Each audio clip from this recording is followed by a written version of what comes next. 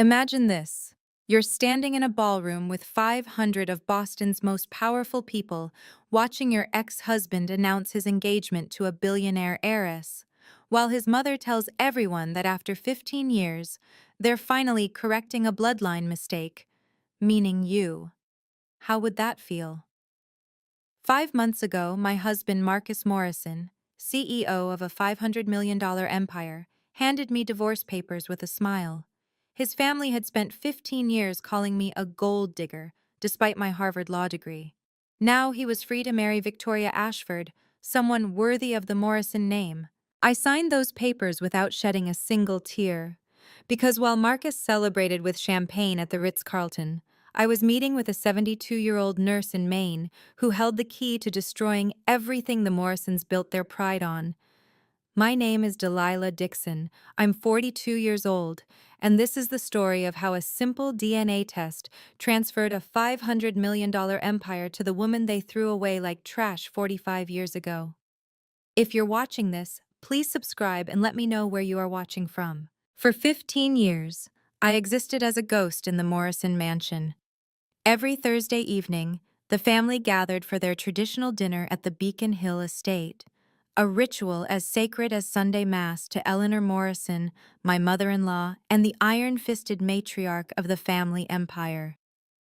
I remember one particular dinner 3 months before Marcus asked for the divorce. Eleanor was introducing the evening's special guest to everyone at the table. "This is Victoria Ashford, daughter of our most valuable banking partner," she announced, her hand resting warmly on Victoria's shoulder. "Harvard MBA, youngest VP at Ashford International, and such wonderful breeding." When it came to me, sitting at the far end of the table as always, Eleanor's voice shifted. "Oh, and that's Delilah, Marcus's wife." The pause before wife hung in the air like a bad smell she was too polite to mention directly. Victoria was seated at Eleanor's right hand, the place of honor.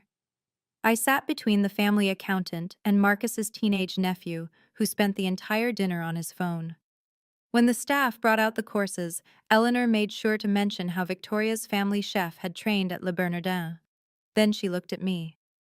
"Delilah, dear, perhaps you could help the staff serve dessert? You're so good with practical things."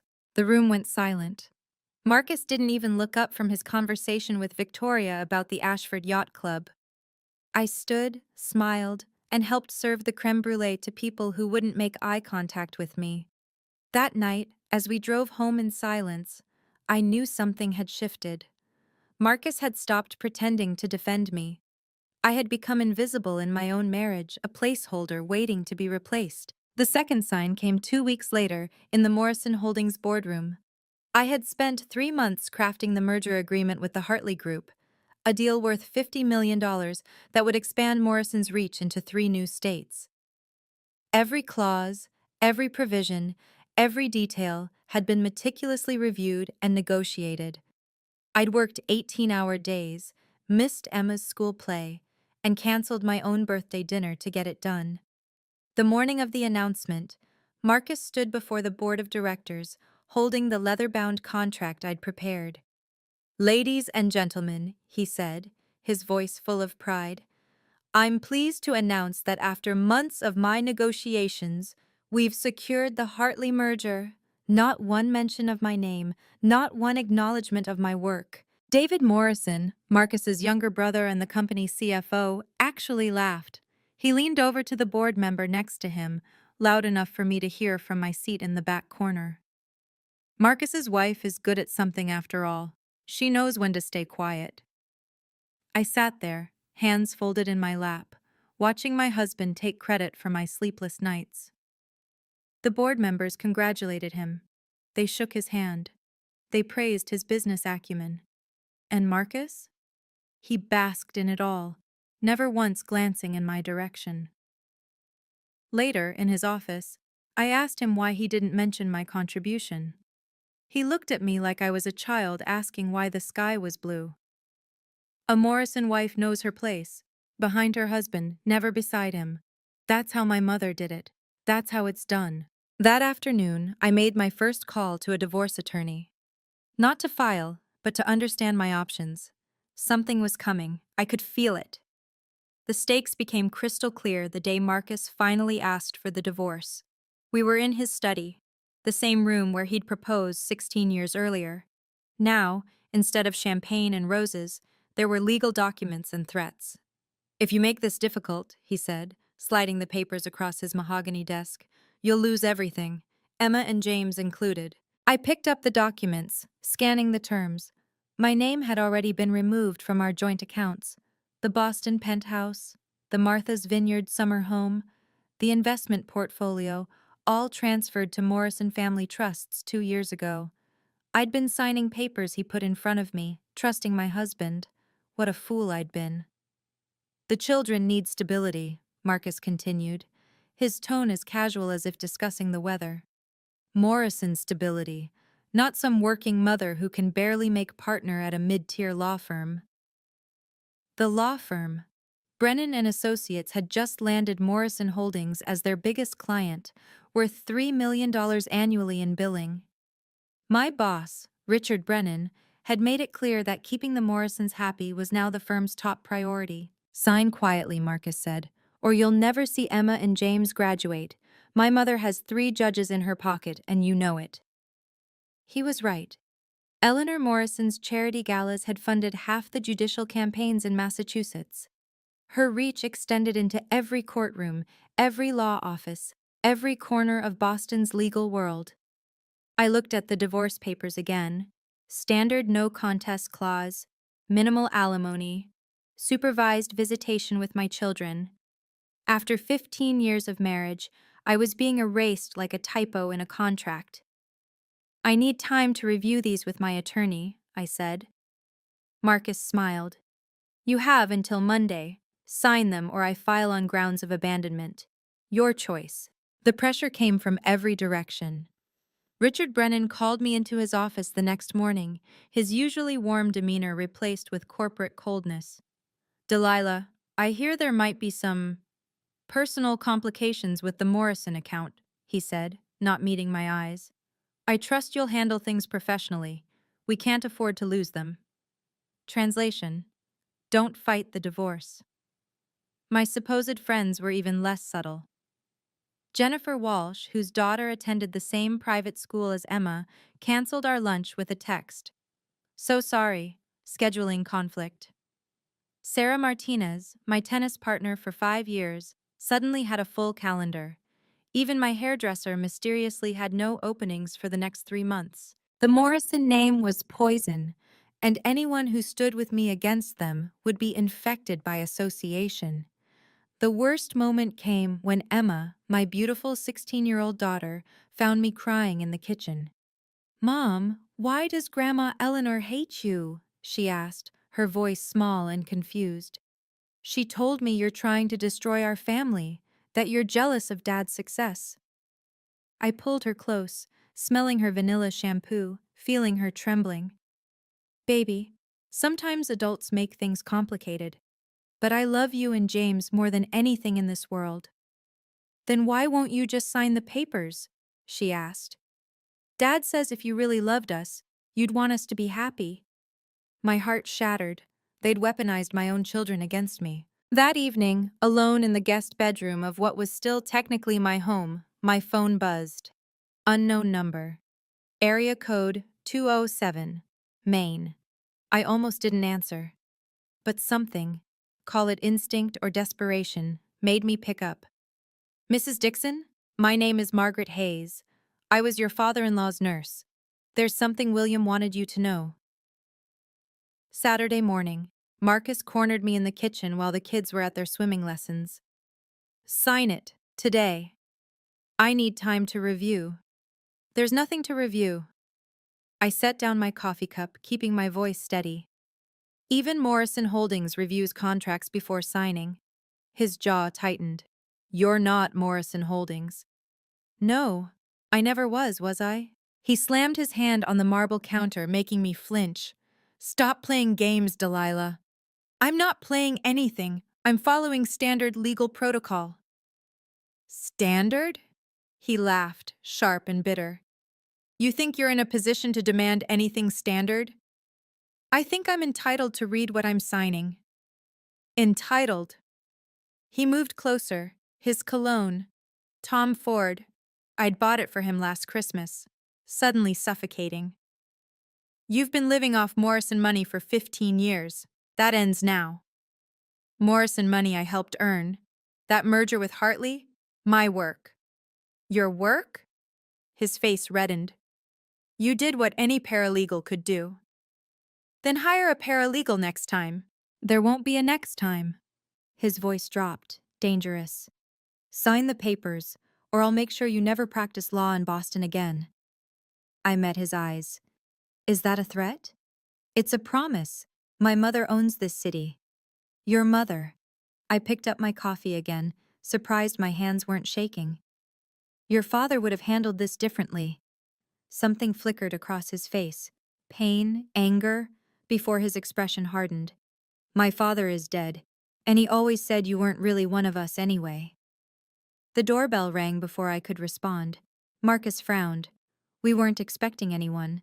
I walked to the door, Marcus following. Through the peephole, I saw a FedEx delivery person. The package was addressed to me, from Maine. Monday afternoon. Marcus had given me an ultimatum, sign by 5 p.m. or face his lawyers. At 2 p.m., I sat in the conference room at Brennan and Associates, the divorce papers spread before me, when she walked in. Victoria Ashford, Chanel suit, Louboutin heels, and a diamond engagement ring that caught the light like a small sun. 3 carats at least. I wanted to meet the woman who's been holding Marcus back, she said, settling into the chair across from me without invitation. I think you have the wrong room, I said, keeping my voice professional. This is a private meeting. Oh, I know exactly where I am. She smiled, perfect veneers gleaming. Marcus asked me to stop by. Make sure you're being reasonable. How thoughtful of him. She leaned forward, her perfume, something French and expensive, filling the space between us. You know, I actually feel sorry for you. It must be exhausting, pretending to belong in a world that was never yours. Is there a point to this visit? The point is that Marcus and I are getting married at St. Patrick's Cathedral next spring. The governor will officiate. The Ashford and Morrison families will finally unite. She examined her manicure.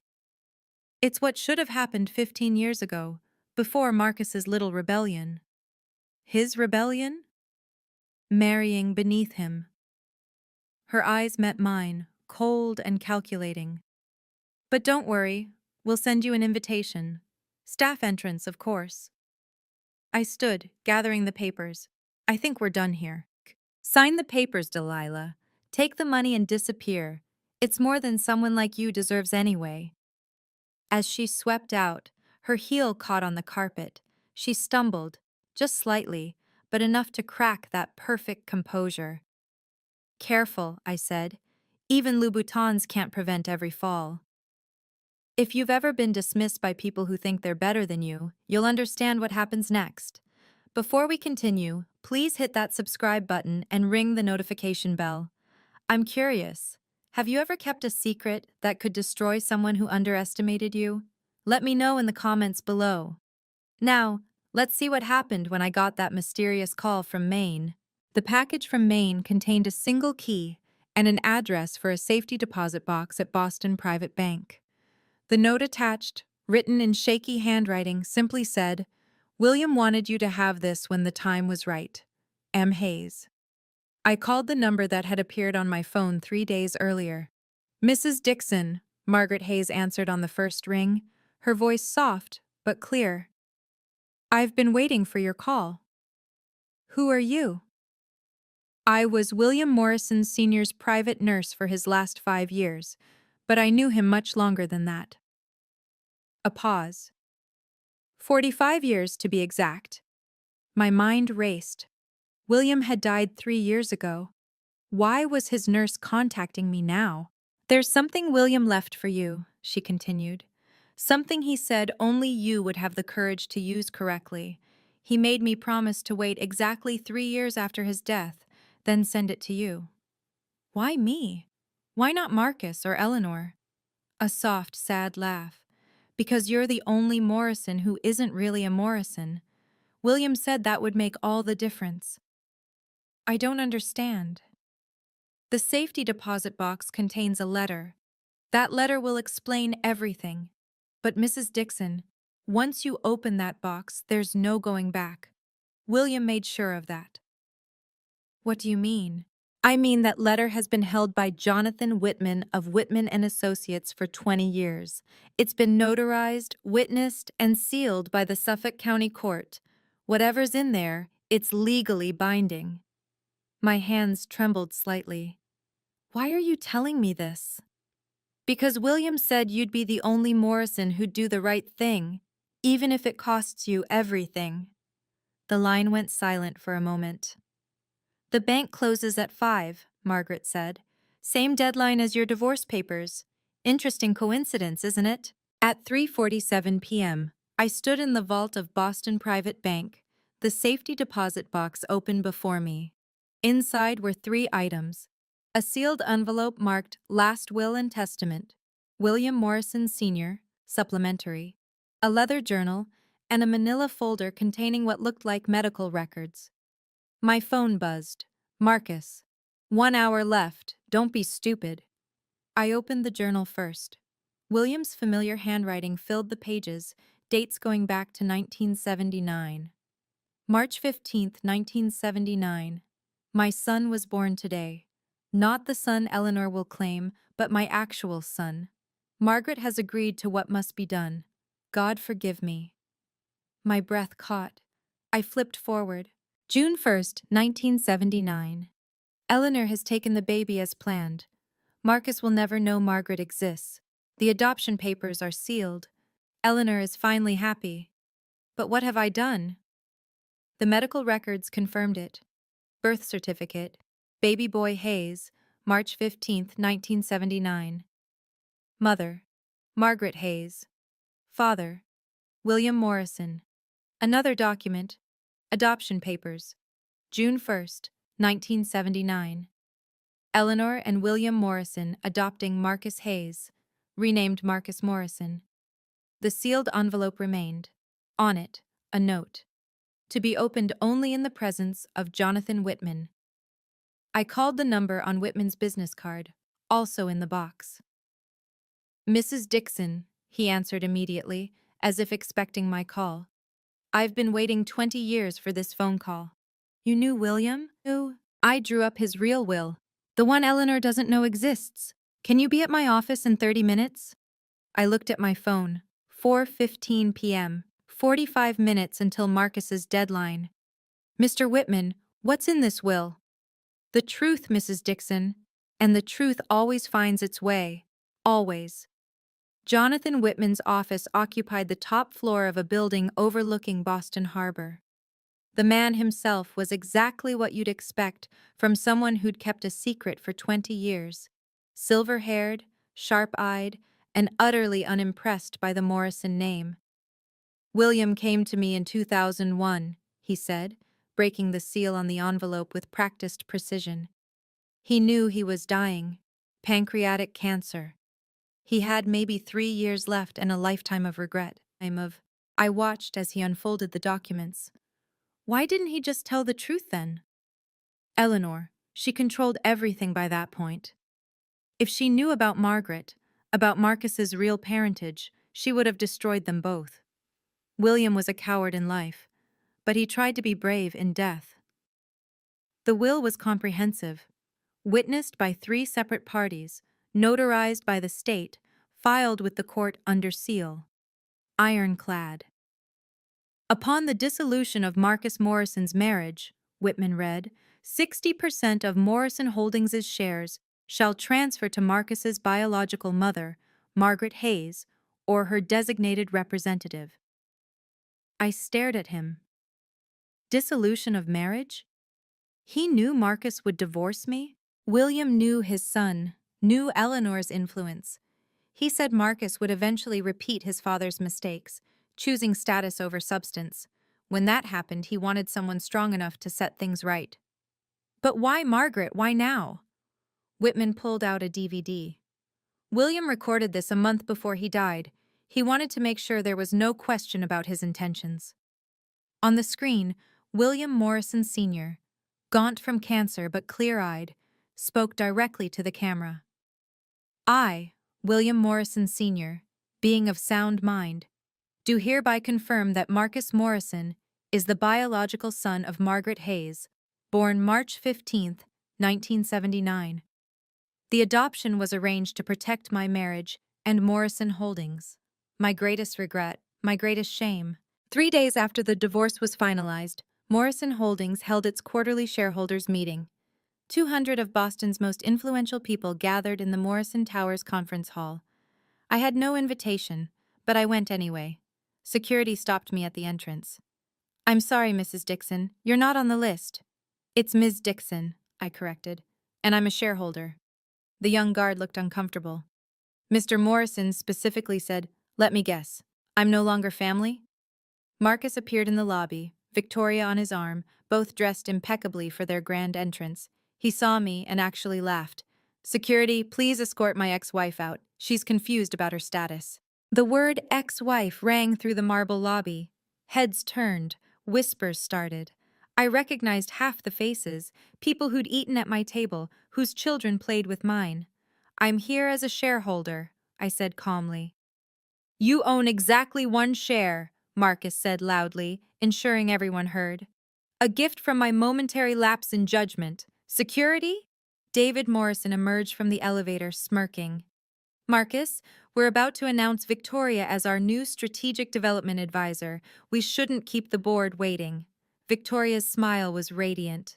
"Don't worry, Delilah. I'm sure you can watch the live stream.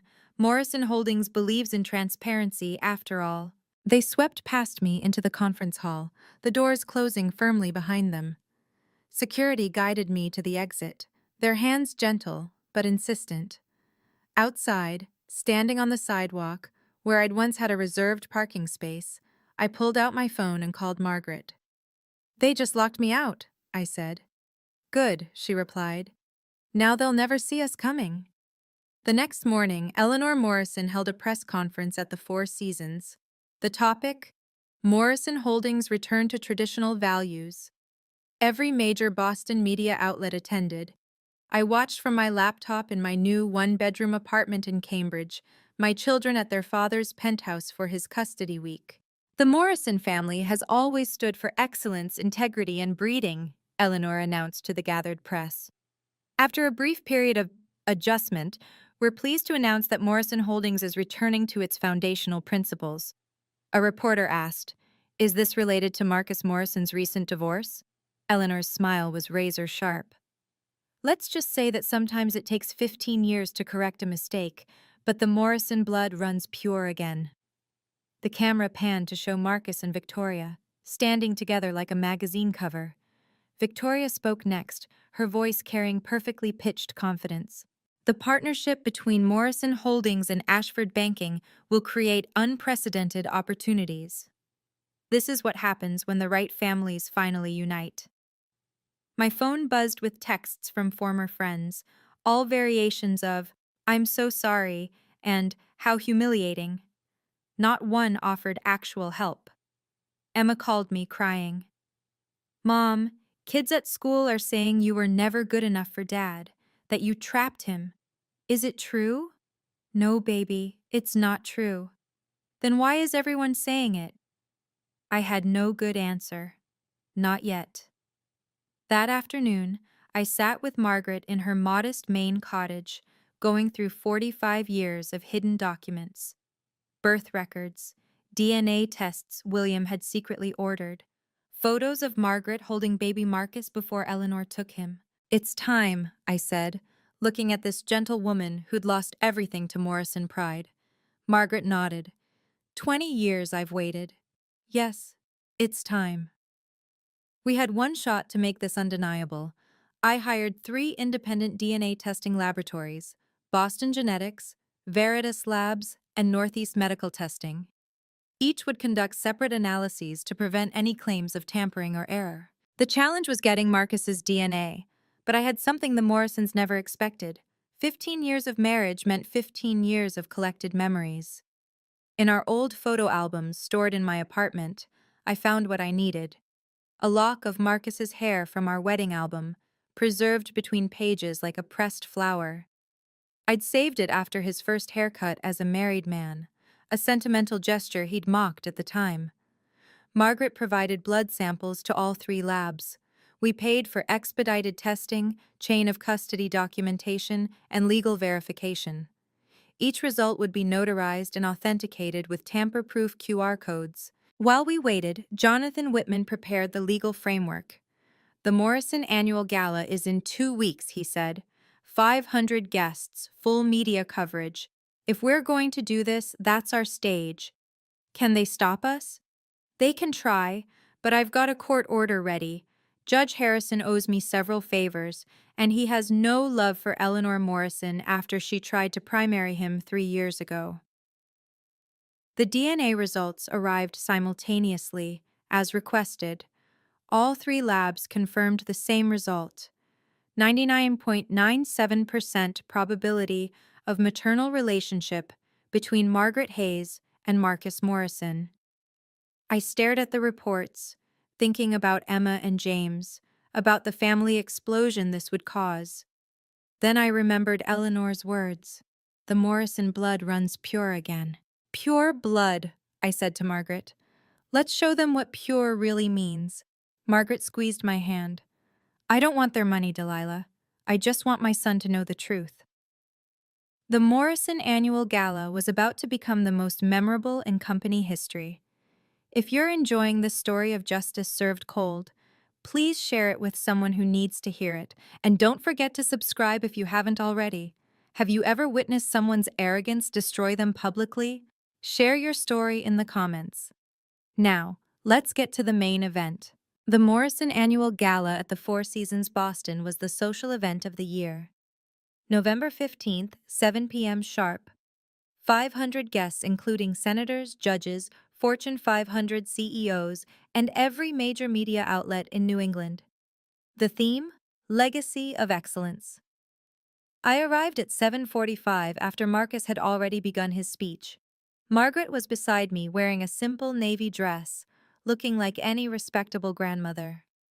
Jonathan Whitman flanked her other side, briefcase in hand. Security immediately moved to intercept us at the ballroom entrance. I'm sorry you're not on the guest list, the head of security said, though his eyes showed he recognized me. Whitman stepped forward, producing a document. Court order from Judge Harrison. Mrs. Hayes has legal business with the Morrison board that must be conducted tonight. The security chief read it, his face paling. He spoke into his earpiece, then stepped aside. Please, proceed. The ballroom was spectacular. Crystal chandeliers, gold-trimmed everything, a stage where Marcus stood at the podium, Victoria beside him in a crimson gown that probably cost more than most people's cars. And so tonight, we celebrate not just Morrison Holdings' success, but the bloodline that made it possible, Marcus was saying. The Morrison legacy isn't just about money or power, it's about breeding. It's about maintaining the standards that separate us from others. Eleanor sat at the head table, nodding approvingly. The audience, Boston's elite, applauded politely. We walked down the center aisle. Heads turned. Whispers rippled through the crowd like wind through wheat. Someone gasped. Phones appeared, recording. Marcus saw me first. His speech stuttered to a halt. Then he saw Margaret, and something flickered across his face. Confusion? Recognition? Security! He called out. But Whitman was already holding up the court order. Mr. Morrison, we have legally mandated business regarding William Morrison Sr.'s estate. The whispers became murmurs. Eleanor stood, her face marble cold. This is a private event. You will leave immediately. Actually, I said, my voice carrying through the wireless mic I'd clipped on, this is the perfect venue. After all, you're celebrating the Morrison bloodline. The audience should know exactly whose blood runs through these veins. I stepped onto the stage, my heels clicking against the polished floor. The screens behind Marcus, which had been displaying Morrison Holdings' stock prices, suddenly changed. The DNA results appeared, magnified for all 500 guests to see. "Before you toast to Morrison blood," I said, taking the microphone from Marcus's frozen hand, "you should know whose blood it really is." The ballroom fell silent. You could hear the ice settling in champagne buckets. "Ladies and gentlemen, may I introduce Margaret Hayes?" I gestured to where Margaret stood, dignified despite the hundreds of eyes on her. "On March 15, 1979, she gave birth to a son. That son stands before you now as Marcus Morrison." Eleanor's voice cut through the silence like a blade. "This is slander! Security! Remove them immediately!" "3 independent laboratories," I continued, pointing to the screens. "Boston Genetics, Veritas Labs, Northeast Medical Testing, all confirmed with 99.97% certainty. Marcus Morrison is the biological son of Margaret Hayes and William Morrison Sr." The screens changed again, showing the birth certificate. Baby boy Hayes, March 15, 1979. Mother, Margaret Hayes. Father, William Morrison Sr. Marcus stared at the screens, his face draining of color. This is impossible." "Your father had an affair," I said, my voice steady and clear. "Eleanor couldn't have children, so they made a deal. Margaret would give up her baby, Eleanor would raise him as her own, and the Morrison name would continue." Victoria stepped away from Marcus, her hand covering her mouth. The engagement ring caught the light as she moved. "That's not possible," Marcus said weakly. "My mother is—" "The woman who raised you, yes." Margaret spoke for the first time, her voice gentle but carrying. "But I gave birth to you. I held you for exactly 3 hours before Eleanor took you away. Your father paid me $50,000 to disappear." The crowd erupted, cameras flashed, reporters pushed forward. Someone shouted, "Is this real?" Eleanor stood perfectly still, her face a mask. But her silence said everything. "You knew," Marcus whispered, staring at Eleanor. "You knew, and you never told me." "Of course I knew," Eleanor finally said, her voice ice. "I made you a Morrison. Without me, you'd be nothing but a bastard."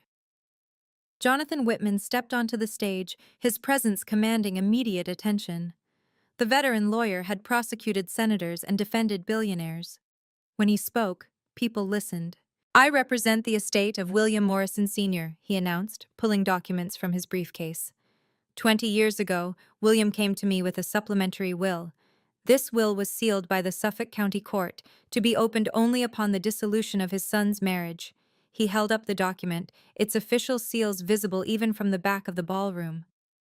"I, William Morrison Sr., being of sound mind, do hereby bequeath 60% of my shares in Morrison Holdings to Margaret Hayes, the biological mother of my son Marcus." The room exploded. Board members shot to their feet. Investors pulled out phones, frantically calling brokers. Eleanor gripped the table, her knuckles white. "This is fraudulent," she shouted. "William's will left everything to Marcus and me." "The public will did," Whitman agreed, "but this supersedes it, and there's more." The screens now showed a video. William Morrison Sr., clearly dying but undeniably lucid, spoke directly to the camera. "My name is William Morrison Sr. This is my confession. Marcus is not Eleanor's biological son. He is the son of Margaret Hayes, born March 15, 1979. I was a coward who chose my company over truth. If Eleanor knew about Marcus's parentage and deliberately concealed it from him, she forfeits her position as chairman." Eleanor's perfectly composed face finally cracked. "You can't prove I knew." Whitman produced another document. "Your signature on the adoption papers, Eleanor. You legally adopted Marcus Hayes, age 6 months. You've known for 45 years. The head of the board, Thomas Whitfield, stood slowly. This requires an emergency board meeting, now." Investors were already fleeing toward the exits. The Morrison Holdings stock price, displayed on everyone's phones, began its descent. Victoria Ashford had vanished entirely, leaving only her engagement ring on the table where she'd been sitting. Marcus stood alone on the stage, looking between Eleanor and Margaret like a man drowning between two shores. 60%, he said numbly. That's controlling interest. Yes, Margaret said simply. But I don't want your company, Marcus. I just wanted you to know who you really are. The emergency board meeting convened right there in the ballroom's adjacent conference room. Half the gala guests pressed against the glass doors, watching Boston's most powerful family implode in real time. Thomas Whitfield didn't waste time. The DNA evidence is conclusive. The will is legally binding. Eleanor, do you dispute that you knew Marcus was adopted? Eleanor's silence stretched for 10 seconds. 20. Her lawyer whispered urgently in her ear. I do not dispute it, she finally said. Then according to the supplementary will's terms, you forfeit your position as chairman, effective immediately. This is a coup! Eleanor stood, her composure finally shattering. That woman is nothing. A nobody nurse who seduced my husband. That woman, Whitfield said coldly, now owns 60% of this company. Meanwhile, Victoria Ashford was already in the lobby speaking to reporters. I've been deceived, she said, tears perfectly timed. The Morrison family presented themselves as something they're not. The engagement is obviously over. She slipped off the 3-carat ring and handed it to a waiter. Please return this to Mr. Morrison, or Mr. Hayes, whatever his name really is. Back in the conference room, Marcus finally found his voice. I need to speak with... He paused, looking at Margaret. With her. Alone. But Margaret shook her head. Not yet. You need time to process this. We both do. The board voted. Eleanor was removed as chairman, 11-2. Marcus would be temporarily suspended as CEO pending a full investigation into what he knew and when. David Morrison, who'd been silent until now, laughed bitterly. 15 years we treated Delilah like trash because she wasn't pure enough. Turns out the only pure Morrison was the old man, and he was a liar too. By 10 p.m., Morrison Holdings stock had dropped 18% in after-hours trading. Marcus cornered Margaret in the hotel corridor, his face a mixture of desperation and rage. I stayed close, ready to intervene. You're lying, he said, his voice breaking. This is some scheme Delilah cooked up for revenge. Margaret reached into her purse, pulling out a small photo album. Her hands trembled as she opened it. These are from the 3 hours I held you, before Eleanor came. The photos were faded but clear, a young Margaret in a hospital bed holding a newborn. The baby had a distinctive birthmark on his left shoulder, the same birthmark Marcus had always claimed was a Morrison family trait. Your father visited me every year on your birthday, Margaret continued quietly. Never stayed long. Just wanted to know you were healthy, happy. He'd bring pictures.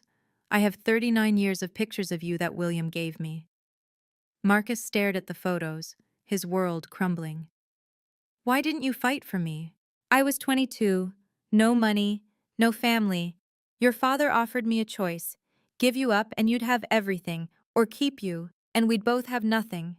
I chose your future. You chose money, Marcus spat. No, Margaret said firmly. Eleanor chose money. Your father chose money. I chose to give you opportunities I could never provide, but I never stopped being your mother. Marcus turned to Eleanor, who'd been watching from the doorway. You knew. All these years talking about pure blood, about family legacy. You knew. Eleanor's chin lifted. I made you who you are. Without me, you'd be nobody. Without you, Marcus said slowly, I'd know who I am. He walked away from both women, past me without a glance, out into the Boston night, the heir to the Morrison empire, discovering he was heir to nothing but lies. The emergency board meeting reconvened at midnight.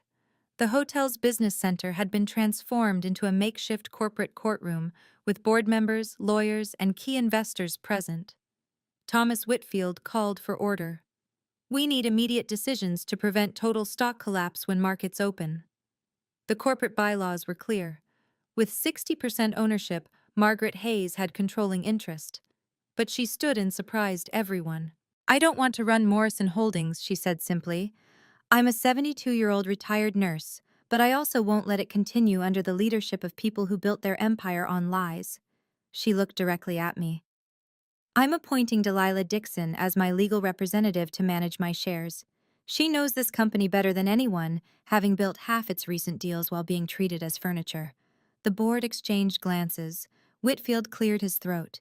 "Ms. Dixon, would you accept this responsibility?" I stood, feeling the weight of 500 eyes on me. "I'll accept on 3 conditions. First, Eleanor Morrison permanently steps down from all positions. Second, Marcus Morrison takes a 6-month leave to determine his role without his mother's influence. Third, we implement a full diversity and inclusion review of company practices." "This is ridiculous," Eleanor protested. "You can't—" "Actually," Whitfield interrupted, "she can. Ms. Hayes owns 60%. She can do whatever she wants." The vote was unanimous, even Eleanor's allies abandoning her. Within an hour, new leadership was established. I would serve as interim legal counsel, with voting rights on Margaret's behalf. An outside CEO would be recruited. The Morrison dynasty, as Boston knew it, was over. As we signed the papers, Eleanor hissed at me. "You've destroyed everything." "No," I replied calmly. "I've revealed everything. There's a difference." By morning, the story was everywhere. The Wall Street Journal ran the headline, "Morrison Empire Built on Lies. DNA Test Reveals Decades of Deception." The Boston Globe was less subtle. "Blue Blood Turns Bad. Morrison Dynasty Collapses." Morrison Holdings opened down 30%. 3 major clients pulled their contracts before noon. The Ashford banking deal, worth $100 million, was officially terminated with a terse statement about incompatible values. Victoria Ashford gave an exclusive interview to Boston Magazine. "I feel deceived and manipulated," she said, playing the victim perfectly.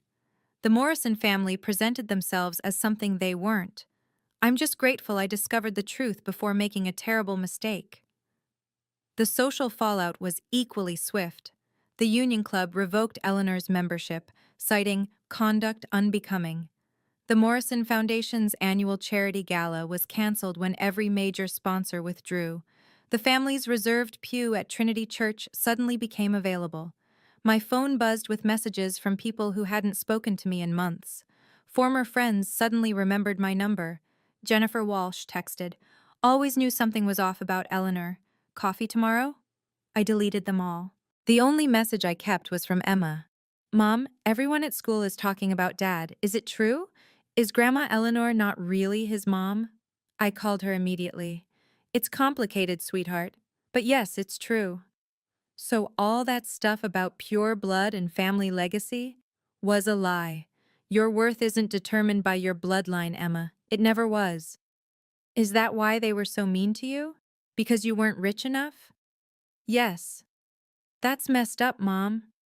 Yes, I said, smiling despite everything. It really is. By market close, Morrison Holdings had lost $150 million in value. The empire built on lies was crumbling, $1 at a time. The forensic accountants found it within a week. Eleanor Morrison had been siphoning money from Morrison Holdings for 20 years, hiding it in offshore accounts. The total, $20 million. "It was my insurance," she said when confronted by federal investigators.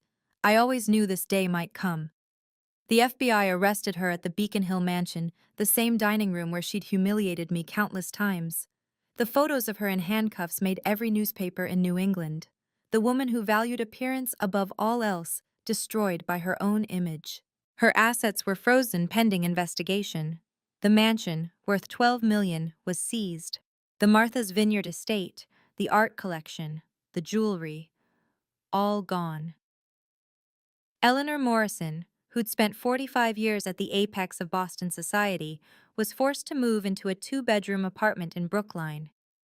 "How the mighty have fallen," David Morrison told reporters, distancing himself from his mother.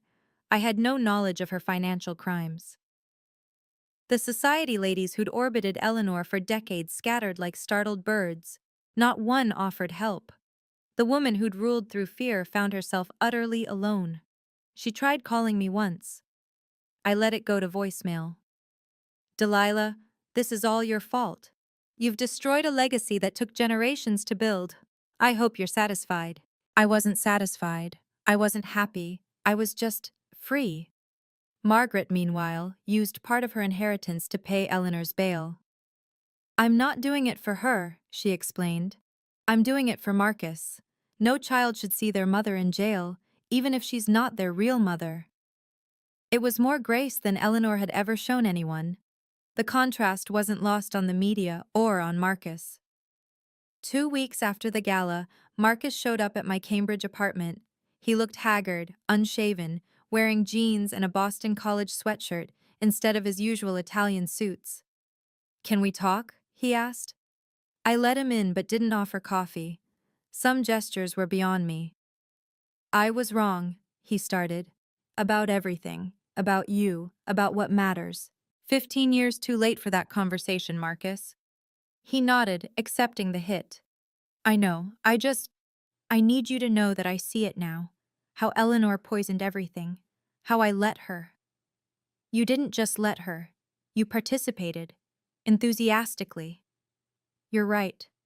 He slumped in the chair where he used to sit when we were happy, a lifetime ago. Victoria left me. The board wants me gone. My mother, Eleanor, won't speak to me because I acknowledged Margaret. And Margaret, I don't know how to talk to her. What do you want from me, Marcus? Forgiveness? No. He flinched. Advice, then? How do I fix this? You don't. You can't undo 15 years of cruelty, Marcus. You can't unsay the things you said. You can't give back the time you stole from our children by poisoning them against me. Then what do I do? I looked at this man I'd once loved, now just a stranger wearing a familiar face. You start over. You learn who Marcus Hayes is, without Eleanor's voice in your ear. You build a relationship with your real mother. You become a better father to our children. And us? There is no us. There never really was. There was you, and there was the servant you married. That's all I ever was to you. He left without arguing. For once, he had no rebuttal to the truth. Margaret Hayes didn't want the money. She took 10 million, enough to be comfortable, and put the rest into a foundation for nursing students from working-class families. The Margaret Hayes Nursing Scholarship, she announced at a small press conference, for young women who want to serve others but can't afford the education. She kept her cottage in Maine but bought a small apartment in Boston to be closer to Marcus. Their relationship was tentative, fragile, like learning to walk after decades of paralysis. He comes for dinner on Sundays, she told me over tea. We don't talk about Eleanor. We talk about his childhood, the things he loved before she taught him to hate. He's remembering who he was before he learned to be cruel. Emma and James met their biological grandmother on a rainy Thursday afternoon. Emma, ever direct, asked, "Why didn't you fight for our dad?" Margaret's answer was simple and honest. Because I was young and scared and alone, but I never stopped loving him. Love doesn't always mean holding on. Sometimes it means letting go. James, my sensitive 13-year-old, hugged her. You're not alone now, Grandma Maggie. The name stuck. Grandma Maggie, who taught them to make apple pie from scratch and told them stories about their father as a baby, became the grandmother they'd never had. Eleanor had given them criticism and expectations. Margaret gave them warmth and acceptance. Marcus watched from the doorway during one of these visits, tears on his face. She's everything Eleanor wasn't, he said quietly. She's everything Eleanor wouldn't let her be, I corrected. The truth, as always, made all the difference. The custody arrangement required renegotiation. I sat across from Marcus in the mediator's office, our lawyers flanking us like bookends. I want equal time with our children, Marcus said. Then earn it. 6 months of supervised visitation first. Prove you can be a father without Eleanor's influence. That's harsh. That's consequences. You let your mother poison our children against me. Emma asked me if I trapped you into marriage. James wondered if I was really a gold digger. You did that? The mediator, a grandmother herself, didn't hide her disapproval of Marcus. The final agreement reflected it. Supervised visitation for 3 months, then graduated increases based on the children's comfort level. And another thing, I added, no introducing romantic partners until the children are ready. They've had enough upheaval. Marcus agreed to everything. He had no leverage left. After the meeting, he lingered in the parking lot. Delilah, is there any chance we could ever— No! You didn't let me finish. I don't need to. The answer is no. No to reconciliation. No to friendship beyond co-parenting. No to pretending the last 15 years didn't happen. I've changed. Maybe, but I've changed too. I'm no longer the woman who accepts crumbs and calls it a feast. I'm no longer willing to shrink myself to fit into spaces too small for my spirit. I loved you once. No, Marcus. You loved having someone to look down on. That's not love. That's ownership. I drove away, leaving him standing in the parking lot of his own consequences. My phone rang. A potential client wanting representation against their own toxic family situation. Dixon and Associates, I answered. How can I help you reclaim your power? Dixon and Associates opened its doors 6 months after the Morrison collapse. I'd used my settlement money, not Margaret's, to lease office space in a building overlooking the Charles River. Not the fanciest address, but it was mine.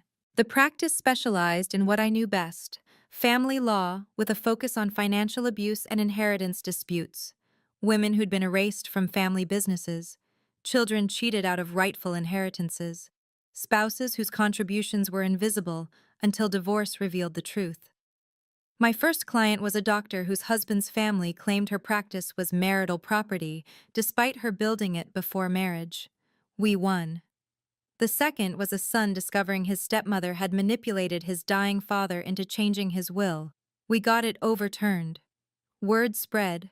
The woman who'd brought down the Morrisons became Boston's go-to attorney for the overlooked and underestimated. Mom, you're kind of famous, Emma said, showing me a Boston magazine profile titled "The Lawyer Who Destroyed a Dynasty and Built Her Own." Not destroyed, I corrected. Revealed. There's a difference. By year's end, Dixon and Associates had 50 clients and 10 employees. Revenue hit $3 million. I hired 2 junior partners, both women who'd been passed over at white shoe firms for not being the right fit. Marcus sent a congratulations note when the magazine profile came out. I didn't respond. Eleanor tried to sue me for defamation. The case was dismissed with prejudice, the judge noting that truth is an absolute defense. James asked me one evening, "Mom, are you happy now?" I thought about it. I'm free, sweetheart. Free is better than happy. Free is the foundation everything else builds on. He hugged me. I'm proud of you, Mom. Worth more than all the Morrison millions combined. A year later, I stood before a packed auditorium at Harvard Law School, invited to speak about power, privilege, and justice. The girl from a middle-class family who'd been deemed not good enough was now teaching the next generation of lawyers. Your worth isn't determined by their acceptance, I told the students. The Morrison family had everything: money, status, power, but they built it on lies. When the truth came out, it all crumbled. Because here's what privilege doesn't want you to know: authenticity is the only real power. In the audience, I spotted Margaret smiling proudly. Beside her, surprisingly, sat Marcus. Changed, humbled, but present. Our children sat between them. Emma heading to college next year, James thriving in high school.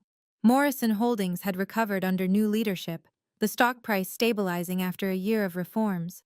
Eleanor Morrison pled guilty to embezzlement, receiving 5 years probation and community service. She now lived quietly, her empire of judgment reduced to a 1-bedroom apartment and court-mandated therapy.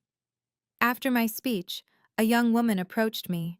"Ms. Dixon, my family says I'm betraying them by refusing to work in the family business. They say I owe them." "You owe them nothing," I said firmly. "Family isn't a debt to be repaid. It's a choice to be made.